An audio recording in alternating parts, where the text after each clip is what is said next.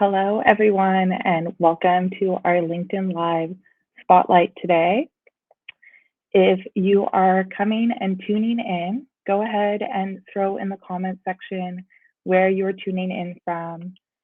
We love to see what area, city, state, country you're joining from, what time zones. I could say good morning, good afternoon, or good evening to you.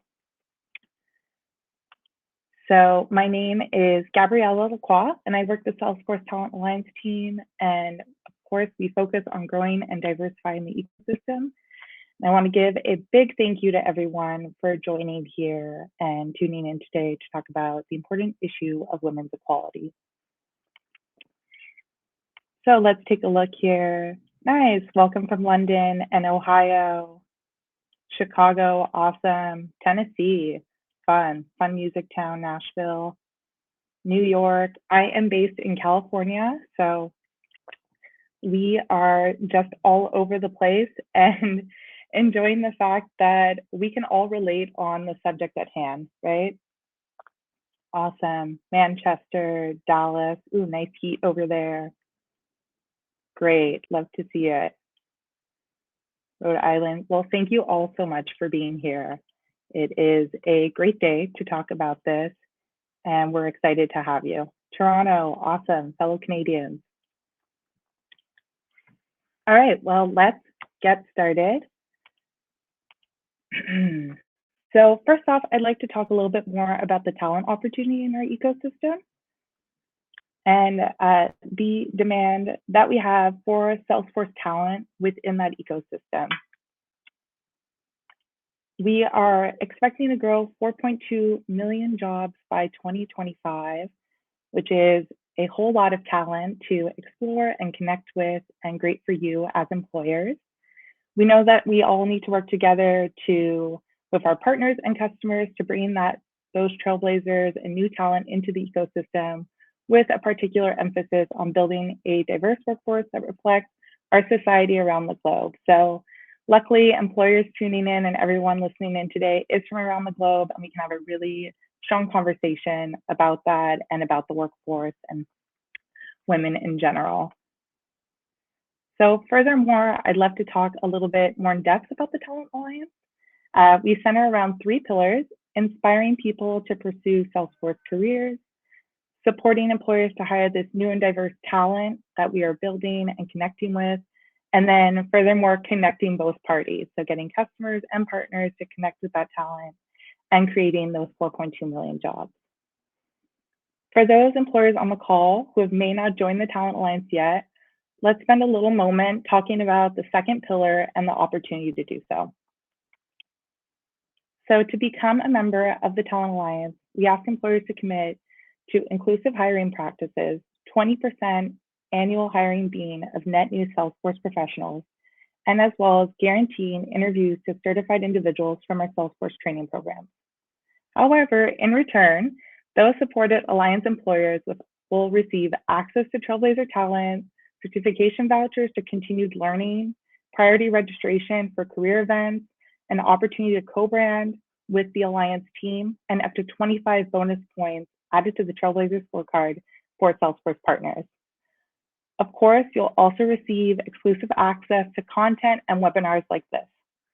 And again, today we're going to be focusing on women's equality, and it won't just be me on the call. I'm excited to introduce our 3 panelists who are about to join us right now. We have Amy Gornall, who's Strategic Partnership Manager with Grace, Sarah Katz, co-founder and president of Spalding Ridge, as well as Beatrice Sepulveda, Delivery Director of Globant. So welcome, ladies. I'm so happy to have you here. And if you want to start off, we can go around the table, and I'd love to introduce yourselves, what area you're speaking from, your organization, and why you're passionate about the subject.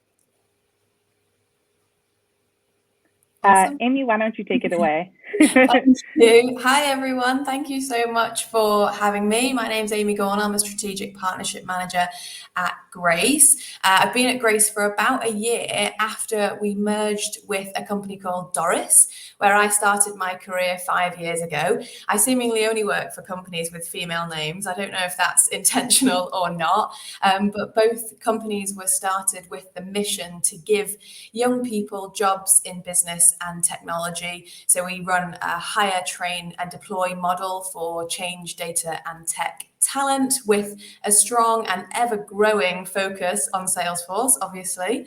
And as a drama student and graduate in 2015, I definitely needed this help and guidance, any help and guidance I could get in sort of navigating this brand new world and brand new industry. And luckily I landed on my feet in a company whose top priority is opening the door to people who never thought they'd be welcomed into this industry. And since then, I've been a huge advocate of bridging the digital skills gap with truly diverse talent, not only because I think it's the right thing to do for businesses, both culturally and financially, but mainly because I believe that in 2021, you have to be diverse and inclusive to succeed. It's not something that you can ignore and sweep under the rug nowadays, and thank God for that.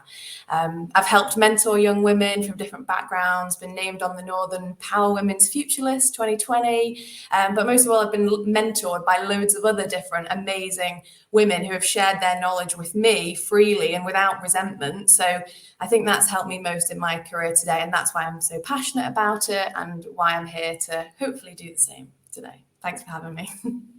Awesome, Amy. And I think the key word I took away from that was opening the door, right, is a big one in building that bridge.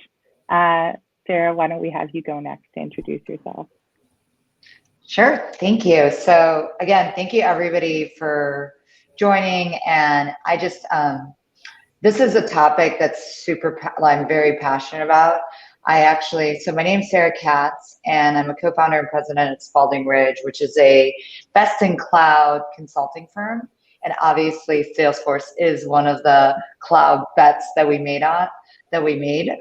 We've only been in right now almost 3.5 years, but we have grown very rapidly globally. But before we even started, the conversation I had with our CEO and also worked with him before was, how do we make this a little bit different?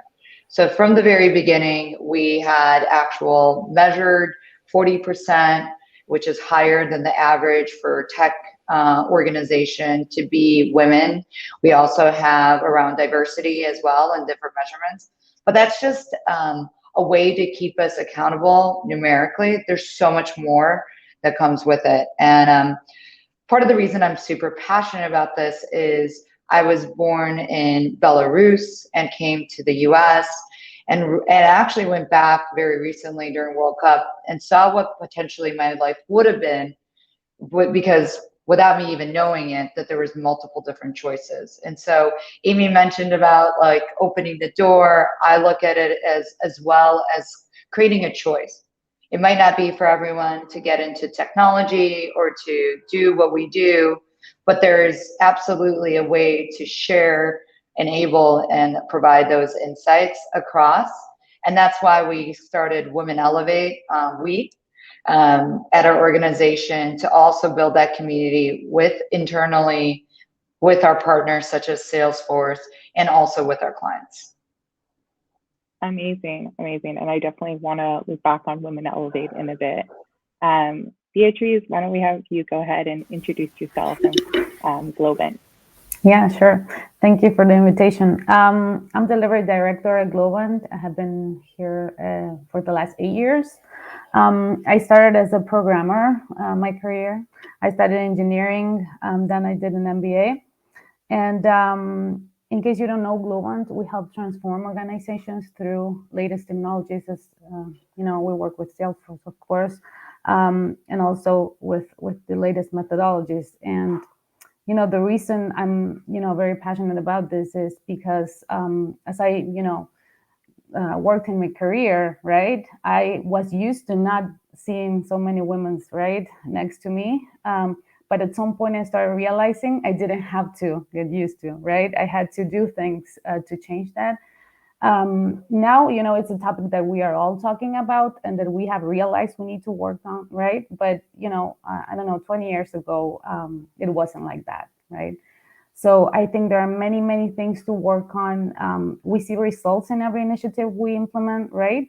So I think we need to keep going and put our energy and our vision, right, in all these topics. Yeah, I love that. And I love your outlook on it's accepting that it's okay if you're leading the path in your field and you're not necessarily seeing a ton of women around you. You are, that pillar and that trailblazer essentially. I'd love to kind of go around again and see if you can talk a little bit more about those organizations and those initiatives taking to run and support women in your workplaces. You talked about we a little bit, Sarah. If you want to kick us off with that, I'd love to hear more about that.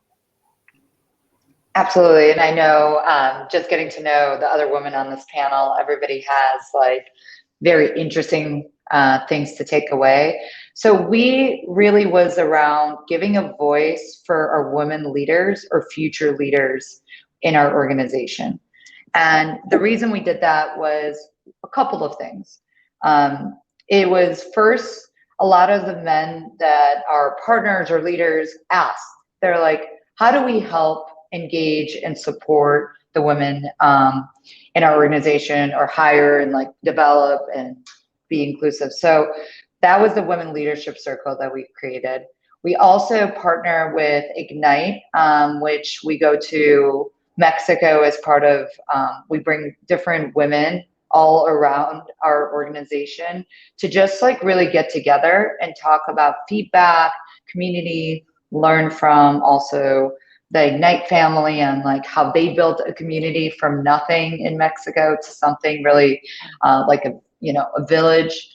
And then the other thing that we do as well is, and I love this, is so we're a company that loves to read and take note from others' experience. So we have a book club, but we don't just read women or books written by women, which is also, I was surprised by how many men haven't read women books written by women. So that was interesting. But like another thing was that we take some of the things we learn from these books and we apply it back into our organization. So a book that we recently read was The Good Boss, and we're actually taking the 9 tips around how to manage or support women. And there's like 9 rules, and we're actually going to be providing it to all of our organization and putting it into how we measure. So that's just a nice example. I'm gonna write that book down right away. Sure. Take a look at that. Yeah, it's awesome. Beatrice, you also have talked about a few initiatives, especially the Be Kind one that I think I've read about with your company. Can you tell us a little bit more about that? Yeah, sure. We have several initiatives, but we have a very important program that's called Women That Build. The Women That Build program promotes professional development, right, and accompanies women through their career journey based on 5 pillars. The 5 pillars are inspire, educate, hire, accompany, and lead. And each pillar has a lot of initiatives themselves, right? The inspiring one has, for example, podcast talks, right? It also has coding clubs, for example.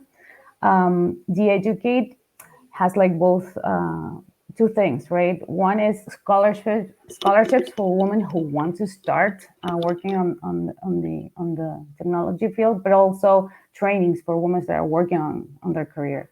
The hiring part has also, a picture of policies, right, to be inclusive, but also we are designing programs to hire women. I can tell you a little bit about that later if you want.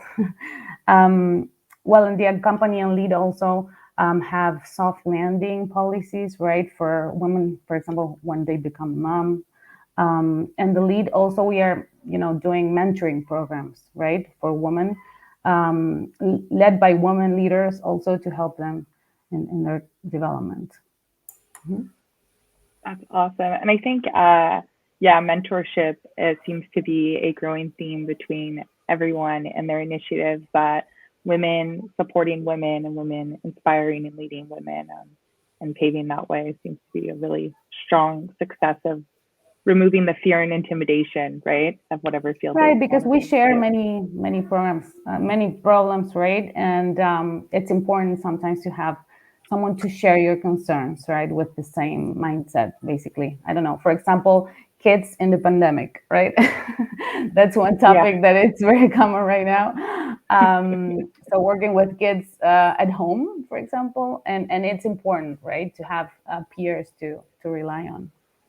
Definitely. And I think it increases that retention as well. We've found with the mentoring piece, people being able to open up is the reason they're then like, oh, it's not just me. And there's lots of other people. And that support is really built into the heart of everything that we do. It's all about our service model is completely designed around mentoring and what we call delivery management, which is like an added support layer. And that combination of the Salesforce, when in talking about the Salesforce aspects of what we do, the Salesforce training that's offered, the community of Salesforce people, the mentoring communities that we have, the women's networks that we have, all of that tied together means it opens the door, but it gets them to stay through the door as well and not leave the industry after a couple of years because they've had not a good experience. And that's the retention aspect is incredibly important for us as well. Yeah, I think that also circles around the culture that's built. Yeah. I'm wondering, from any of your initiatives that you ladies have spearheaded and connected with women, if you could share a story or a success story that you've had with anyone in their own career journey and watching them kind of develop that within the industry. Feel free to raise your hand. Well, I can think of a couple, definitely. Everywhere we look, we see positive examples of female employees thriving in our customers and the great things that can be achieved, especially from Grace's point of view of emerging female young talent. We had an amazing girl called Laura at the Co-op Group who was supporting adoption of Salesforce Marketing Cloud. We've had Kate at Shell running trailhead sprints, encouraging colleagues to participate in campaigns and coordinating with Salesforce on updates and release changes and really keeping their finger on the pulse of all the latest things. And the success for us in these lies in both of these cases. They were the first Grace analyst, first young female talent in that team. And they've continued to prove themselves, prove the caliber of young talent. And without realizing it, removed the conscious or unconscious bias of the rest of the team and proved that this kind of talent exists and can really add value. And we're absolutely here to be the first. You mentioned before about being the first to do things and not being afraid to do that. I think alongside Salesforce and all the support that you can get with being a partner, it's absolutely something that we shouldn't be afraid of doing. And I think the Talent Alliance partners, a lot of them have already realized that. And with programs like Grace and We and Big, you can't do everything yourself. You have to partner. That's the reason Salesforce have got this partnership community, so that we can all succeed and bring everybody on that journey with us. I love that. And thank you to the Talent Alliance partnership plug there, Amy. We appreciate it. You can pay me later. Yeah. Let me tell you about something that happened last year that was very important. We did a pilot in LATAM for the Back in the Game initiative, or program we called it. We had it done in India already in 2019. And it was about bringing women to the industry, right? So we called out for women who wanted to get trained, right? In several technologies. Salesforce was one of them. So from the women that wanted to participate, 40% didn't have a job, and 60% never had any training in the technology industry, right? So we selected, I think it was 40 profiles. We trained them. We did inspirational talks. And we did a lot of mentoring. Like we mentioned before, it was very important, right? And after 2 or 3 months of that process, half of those women were hired by Bluent, right? So we are seeing, as you said, success stories. Well, those were 20 success stories for a, small pilot that we run because we didn't really know how it was going to go, right? From women starting from zero practically, right? For different reasons, these women were not working, right? And they, also came from different fields. So I think it's important that, we have in mind as companies that we can do this kind of programs and that we can help a lot of people. And in particular in this topic of inclusion, right? And I don't know, reaching to 50-50, women workforce in the companies. I think there are a lot of things that we can do. And these are, success stories that are worth to be shared. It's interesting you say 50-50, Beatrice, because I was pushing for that. But, you got to start somewhere. You got to keep chipping at it. True. But so for us, we did, and you mentioned moms. And so we're a very growth oriented company. And so we're just going, right? There's a lot going on. And so one of the asks, and this is like Maverick style topics, but one of the things the younger women that joined our organization wanted to know, like, could I be in consulting and still be a mom? Like, can I do both? So we actually created a panel that was just like raw truth, had the moms of Spalding Ridge come on the panel, and then anyone can ask questions blindly or directly or through the chat. And it just created like tips and tricks and things and ways that our moms were able to do, like outsourcing or, just like the help. Like, it doesn't always have to be in network, out network, just like figuring out where your time is well spent and like how to really be able to do it. It's not perfect, but it gave just that understanding that it's possible and like to think through different ideas and options. So I think that went well, and we're continuing to ask like real questions. Another one that's a more in the senior leader type of development is really around moving into different types of roles. So taking more responsibility in revenue generation versus like focusing on delivery. Like, that's a big shift. So what the biggest question is, like, how do I build up my confidence? How do I come into it with a way that I'm able to, like, even though I don't know all of it, right? And the answer was, you got to fail. Like, you just got to go in.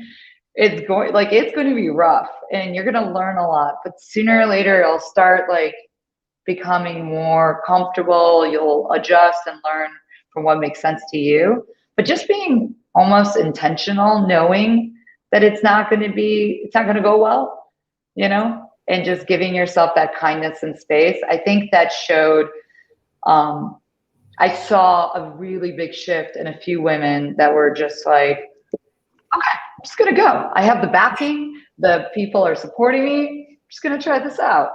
I think that's a message that like so many of the grace analysts that I can think of, so many of our team would love to hear those kinds of messages. So it is so much about shouting about them, talking about those kinds of people that have just gone for it. Like, there's been someone before you, they can inspire you, and that encourages you to stay if you've heard their stories, to increase your retention. And you both mentioned about 50-50 there. I'm super proud to say Grace is 50-50 male female. That's amazing. Well, I mean, the referral rate at our organization is really high, and I was going to ask actually with you guys about that, because we would never, at other companies, referral rates it's a negative thing if you've got high referral rates, because they've not got a diverse culture already. But for us, because our community is so diverse, and that just breeds and naturally and authentically builds a huge amount of the applications we get. I think that they're 50-50 as well, and it's about just over 2,500 applications a month, and they're 50-50 as well, which is then coming through to our employees as well. So, and then they energize us to keep that going. they run these initiatives. We have an initiative called Everyone Empowered at Grace, and it's totally Grace analyst led, and they empower us to like encourage us to go and continue to search for more people like them. So it's totally about sharing stories and being motivated by one another. I couldn't agree more with that, like you said. And like your face when you're saying it is like, you remember that as well. You remember those stories because they're real people, and that's exactly what we're striving to do and create and shout about these amazing women that we've got. Yes, always trying to shout from the rooftops. I love that. For all the employers and everyone listening on the call, and we have a few minutes left here, I would love to hear from all of you on what you really think is the most important thing all employers can do to kind of retain and attract women into their company, right? Creating that inclusive culture, but also how to attract and really promote that their actions and their words align. For us, it's been about setting challenging and exciting targets. Salesforce do it. They've got big targets out there. And as partners, I think we should definitely follow suit. But we also, when you're attracting women and bringing and retaining women in, for me, it's not about hiring for culture fit. It's that hiring for culture add phrase, and then genuinely actually meaning add to our culture, let women influence, let them change and tweak little things as well as big things. It'll keep people feeling seen, keep people feeling valued, and keep innovation in your organizations as well. Everything we've talked about today, like making that reality in your organizations, even if it sounds a little bit daunting or a little bit difficult in the beginning. There's so many partners like us out there who are willing to help you do it. And it's something that we should all want to be known for as well. If you want to be known for shouting about these diversity, different groups, different characteristics, and really promoting them. So yeah, don't be afraid would be my main piece of advice. And also there's something else I wanted to say besides the retention, right, part is we need to work on the industry, right, a lot, because we want women to have STEM careers in their minds as an option, right? Because even within a company, you can have many initiatives and policies and benefits, right, to retain women, right? But we still need more in general, So we need the industry to have more talent, right? Then you can do a lot of things to try to make them comfortable and challenged, so they want to stay with you, right? But I think we need to inspire women to bring to the table that they can study STEM careers in general. Technology can be one of them. We need more engineers, more technicians, right? And there are a lot of things people can start doing to do that. What we're trying to do right now with an initiative that's called a Women Awards is to show some stories of people who have really, been successful, right? And that way inspire new generations, for example, right? And the second part, besides inspiring, is recognizing.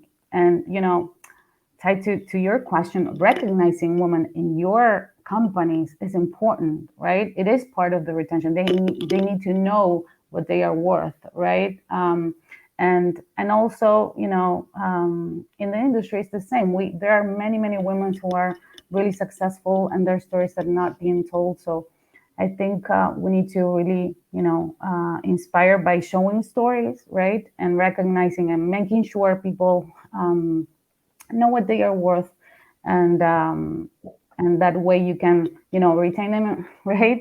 But we also need more women in the industry in general. There are definitely loads of like boot camps, training companies that you can support as organizations as well. We do it at Grace. We're funding 16 to 18-year-old girls through coding boot camps, and I'm sure there's loads out there and across the globe as well. Obviously, I'm speaking from a UK point of view, but there's loads of stuff like that we can get involved with. I'm sure there's stuff at Salesforce as well. Yeah, Yes. and one last thing I was going to mention is partnering with universities. So really providing that enablement and insight of like training with Salesforce or how your company approaches methodologies. And that's a way to just also getting younger talent that's hungry and ready. But I think everybody else has said everything very well. So many tips and tricks, but thank you for giving the opportunity to be a part of this. Yes, thank you to all of you. And just want to say that your organizations sound like amazing and that you've really spent a lot of time investing in other women and inspiring them with your own stories. So I hope everyone listening in today has been able to be inspired as well and feel empowered to achieve what they want to achieve within their workforce and their talent, and as well within themselves. So thank you so much for being here. I want to move over to our last slide here.